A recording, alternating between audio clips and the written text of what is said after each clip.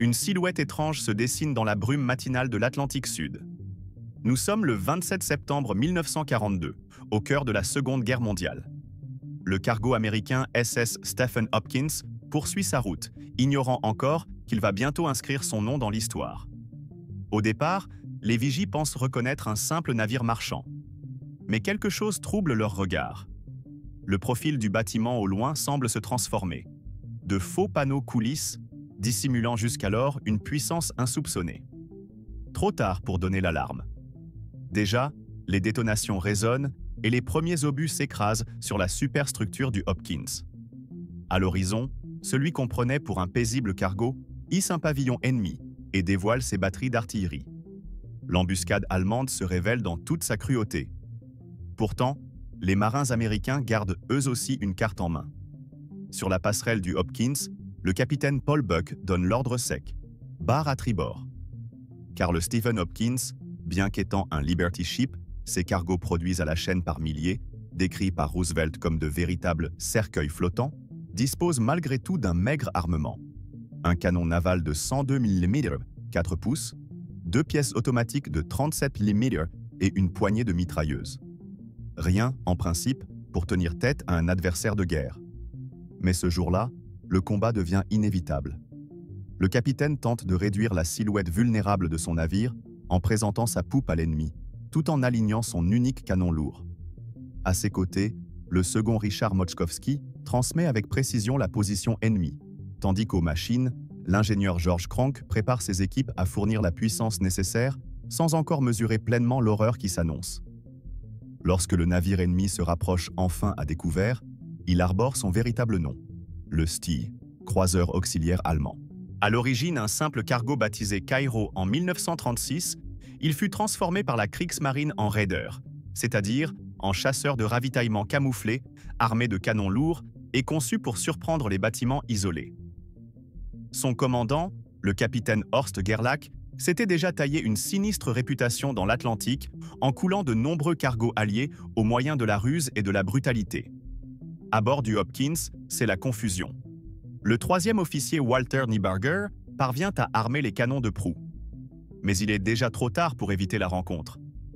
Sur la poupe, l'enseigne de vaisseau Kenneth Willett, responsable des batteries lourdes, se précipite vers son poste. Une explosion l'atteint en chemin. Des éclats lui ouvrent l'abdomen. Pourtant, malgré la douleur atroce, il rampe jusqu'à son canon, refusant d'abandonner. La bataille est lancée. Dans les cuisines, le chef cuisinier Ford Stelson laisse tomber ses marmites dès qu'il apprend que des officiers sont blessés. Il accourt sur le pont avec des pansements et des antiseptiques. Sur la passerelle, il retrouve Moczkowski inondé de sang, touché à la poitrine et avec le bras gauche pendante. Le souffle court, l'officier blessé trouve encore la force de hurler « Tenez le cap !» la poupe face à l'ennemi. Ce qui devait être un guet-apens réussi pour les Allemands se mue en une étincelle de résistance. Très vite, le second officier Joseph Lehmann ouvre le feu avec les canons automatiques de 37 mm depuis l'avant, réussissant à accrocher la coque du Steer. Bientôt, les mitrailleuses du Liberty Ship entrent en action. Au début, les tirs sont désordonnés, nerveux. Puis peu à peu, sous l'instinct de survie, les salves trouvent rythme et précision. Sur la poupe, l'enseigne Willett prend en main son équipe de canonniers improvisés. L'un charge les obus, un autre calcule les distances, 1000 yards. Le canon tonne. Quelques secondes plus tard, une explosion fracasse la coque du navire allemand. Première touche. Les marins du Hopkins exultent brièvement, mais l'enfer reprend aussitôt. Le Steer riposte avec ses pièces principales, beaucoup plus nombreuses et puissantes. Le champ de bataille devient un tumulte de flammes et d'acier. En salle des machines, Cronk sent le navire vibrer comme un être vivant. Les lumières s'éteignent, la vapeur s'échappe, la fumée envahit les coursives. Et pourtant, les hommes continuent de nourrir les chaudières. Tant que la poupe reste orientée correctement, le canon de 102 mm pourra continuer à cracher ses salves. Mais bientôt, des obus allemands frappent de plein fouet la proue, réduisant au silence les petits canons. D'autres font taire la radio, annihilant tout appel de détresse. Les radeaux bâbord sont arrachés en éclats. Le feu gagne les superstructures. Le capitaine Buck, implacable, refuse cependant de céder. Il ordonne même à ses mitrailleurs de viser en parallèle le navire allemand d'escorte qui se profile, le Tannenfels. Les jeunes artilleurs du Hopkins, épuisés mais galvanisés, parviennent à tirer plus de 35 projectiles lourds en 20 minutes. Nombre d'entre eux atteignent directement la ligne de flottaison du Stier. Peu à peu, sous la pluie d'impact, le géant allemand commence à accuser le coup.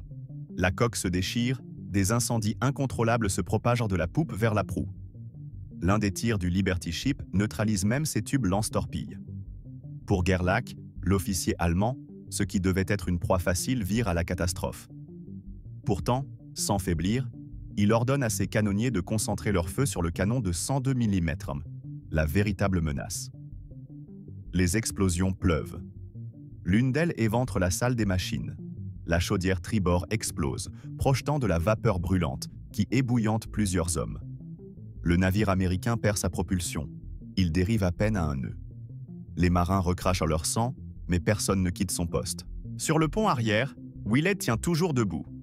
Ses intestins lui lacèrent le ventre, il tremble de faiblesse, mais continue à charger et viser.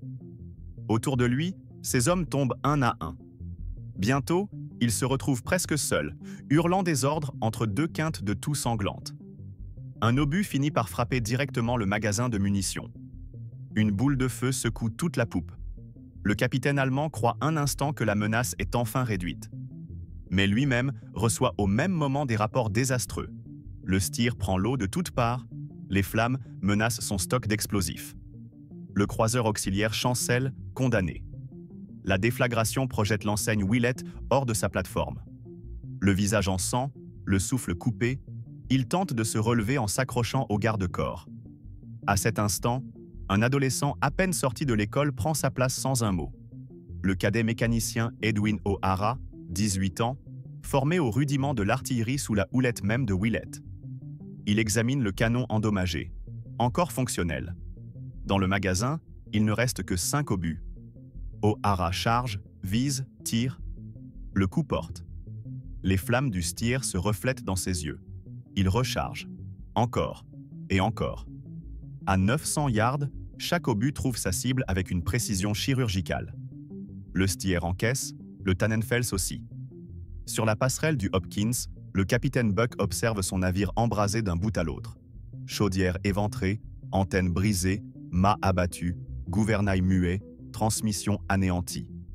Après 20 minutes d'un enfer sans répit, presque sans munitions et à moitié submergé, il prononce l'ordre qu'aucun marin ne souhaite jamais entendre. Abandonner le navire. Commence alors une course éperdue contre la mort. Buck mène l'évacuation en personne, aux côtés de Crank. Les hommes se précipitent vers les embarcations. Une seule chaloupe tient encore la mer. On la met à l'eau comme on peut, sous une pluie d'éclats. Une explosion proche tue 2 marins et en blesse 4. Le canot fuit, meurtri, mais il est leur unique chance. Les Allemands tirent toujours. Le Hopkins, lui, n'est plus qu'une torche. Exténué, Crank se jette à l'eau et rejoint la chaloupe. Buck, fidèle à une éthique ancienne, reste sur le pont pour aider les blessés et organiser les derniers départs. Sa priorité demeure la même, sauver un maximum d'hommes. Il sait que tous ne sortiront pas vivants de ce brasier. O'Hara, le jeune cadet qui a maintenu le canon en action quand plus personne ne le pouvait, est fauché par des éclats peu après avoir quitté son poste. Moskowski, grièvement touché, ne parvient pas à gagner une embarcation. L'enseigne Willett, qui avait sécurisé les radeaux pour ses camarades, disparaît dans le tumulte. Pendant ce temps, le Stier agonise lui aussi. Les incendies s'étendent, le générateur rend l'âme, sans énergie, plus de pompes, plus d'espoir d'éteindre le brasier. Le commandant Gerlach, terreur de l'Atlantique qui avait expédié par le fond des dizaines de milliers de tonnes de tonnage allié, se résout à saborder son bâtiment.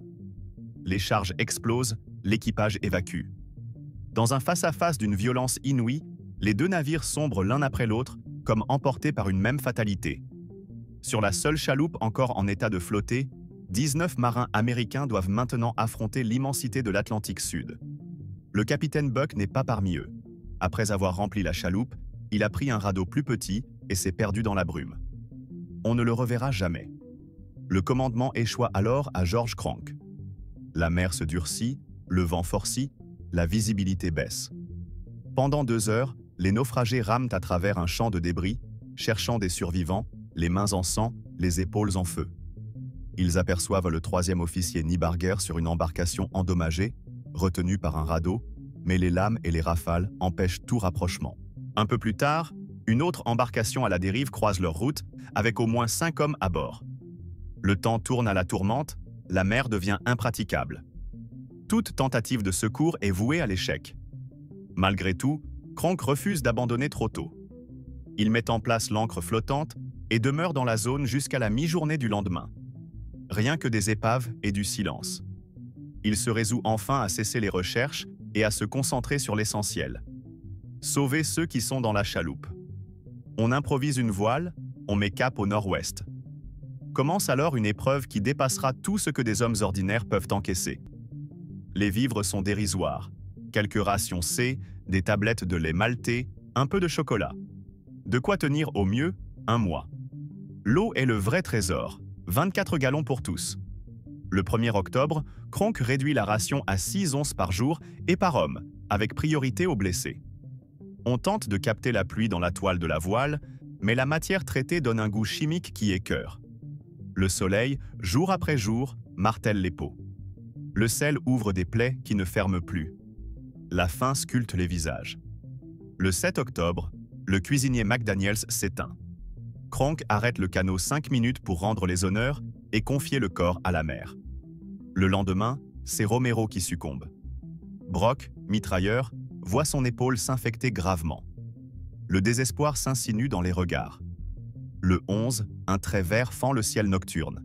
Une fusée éclairante. Les hommes y voient la trace d'un submersible ami. Kronk fait tirer 2 fusées de détresse. Personne ne vient. Les jours s'égrènent, impitoyables. Le 12, Geliogotis, chauffeur, meurt à son tour. Le 16, c'est le nettoyeur d'armement. Le 19, une tempête les submerge.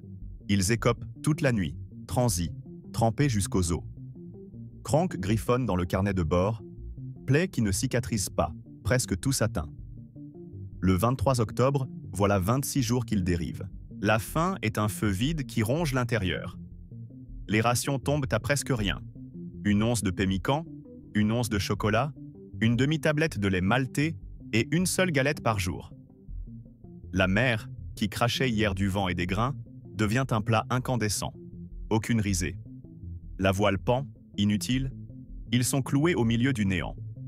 Kronk note, sec, chaleur accablante, épuisement général.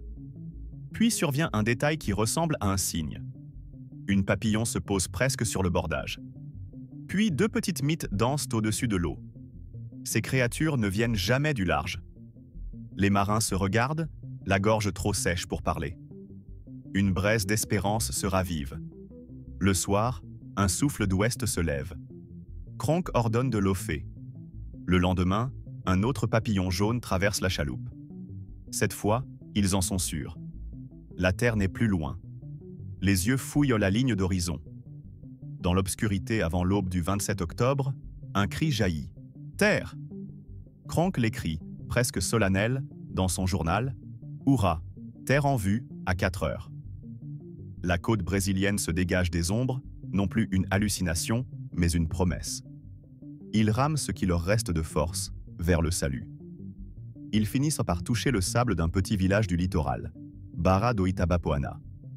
15 hommes, méconnaissables après 1 mois d'errance.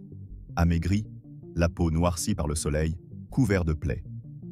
Les habitants les entourent, stupéfaits. La rumeur de ces marins fantômes se répand.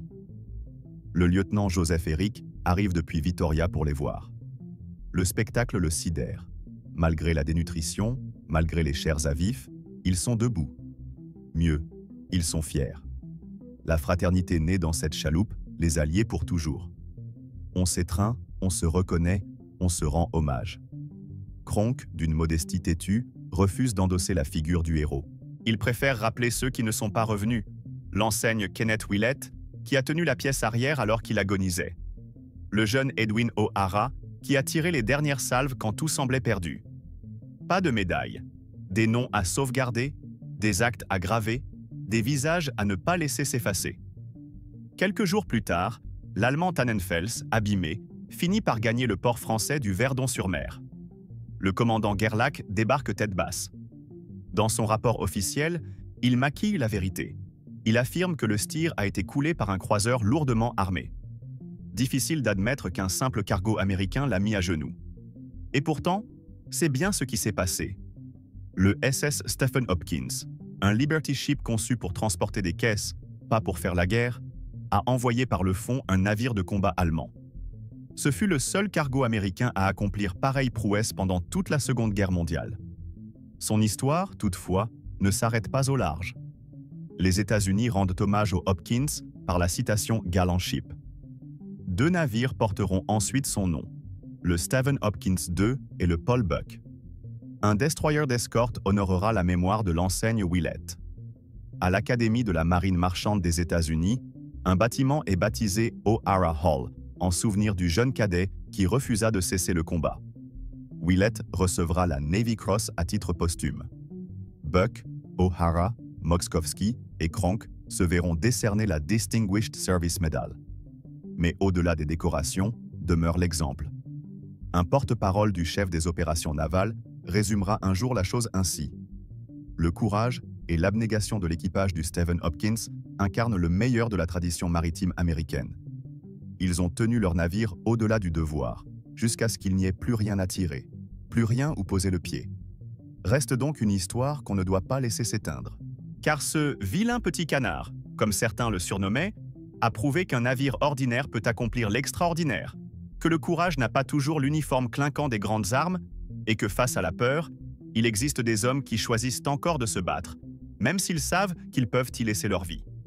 Si ce récit a touché, il en existe d'autres, réels eux aussi. Batailles éclipsées, missions suicides, gestes d'audace qui ont infléchi le cours des événements. Chaque semaine, des histoires sont racontées, avec la voix et la mémoire de ceux qui ont tout donné. Car l'histoire ne se contente pas d'être rappelée, elle se honore.